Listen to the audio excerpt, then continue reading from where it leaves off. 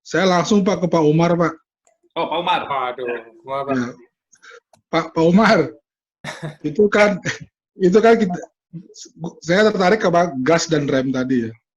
Ya, Kalau sekarang kan kebanyakan perusahaan itu ngegas mulu nih sekarang nih. betul.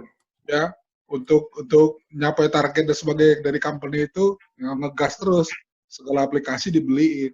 Tapi mereka lupa sama remnya tadi. Nah ini gue mau nanya nih, gimana sih cara kita ngejelasinnya itu ya, meyakinkan mereka, karena beberapa customer yang saya layani itu udah terlalu tinggi, udah gaspol semua nih. Terus ngejelasin supaya mereka tuh remnya tuh dipasang loh, gitu.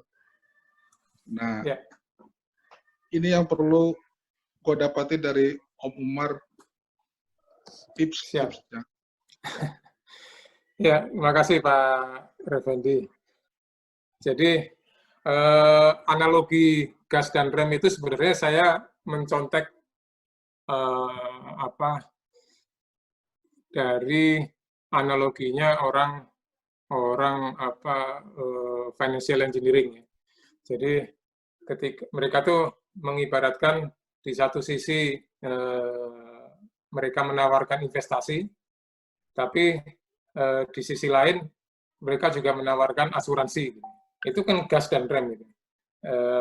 Dia jual dua-duanya. Nah, dia nggak berani, seseorang nggak boleh jor-joran di investasi ketika dia tidak bisa memastikan bahwa risiko-risikonya itu bisa di manage gitu dengan salah satunya dengan asuransi.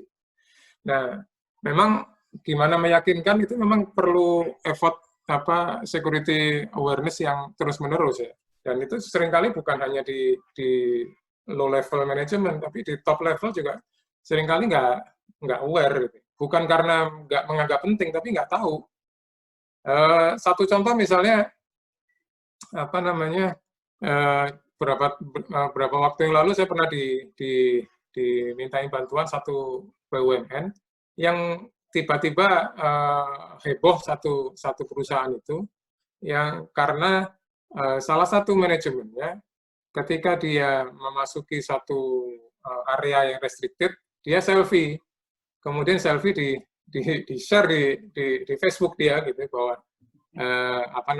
intinya kan dia nggak mikir apa dampaknya ketika dia men-share foto dia di sebuah restricted area gitu ya. Nah, ternyata dampaknya besar sampai menteri pun turun tangan dan sebagainya.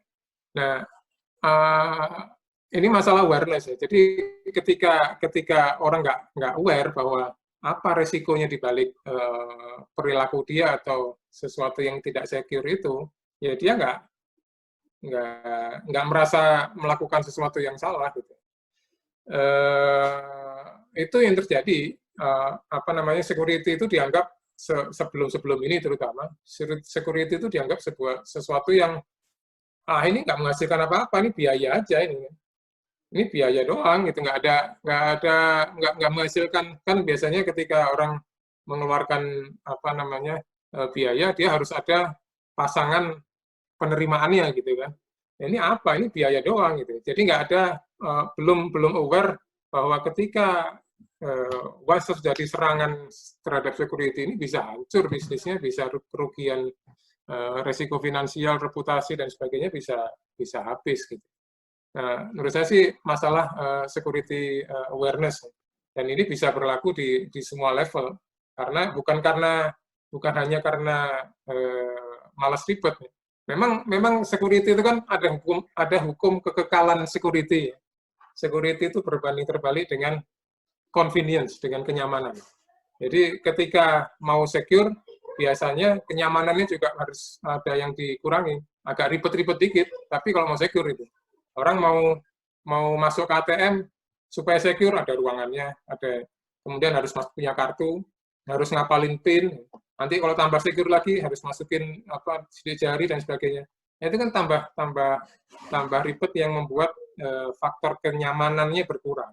Ya, tapi tinggal dipilih kesetimbangan antara security dengan convenience ini yang mana, pada titik mana yang mau diambil, kemudian diketahui di dalam resiko itu ada residual risk, ya. Sisa resikonya yang masih bisa diterima itu seberapa banyak, seberapa besar. Nah itu yang mesti difahamkan dulu ke manajemen supaya nggak ngegas terus, ya. Ngegas terus nabrak ntar hancur. Ya. Oke. Gitu Pak Effendi. Oke.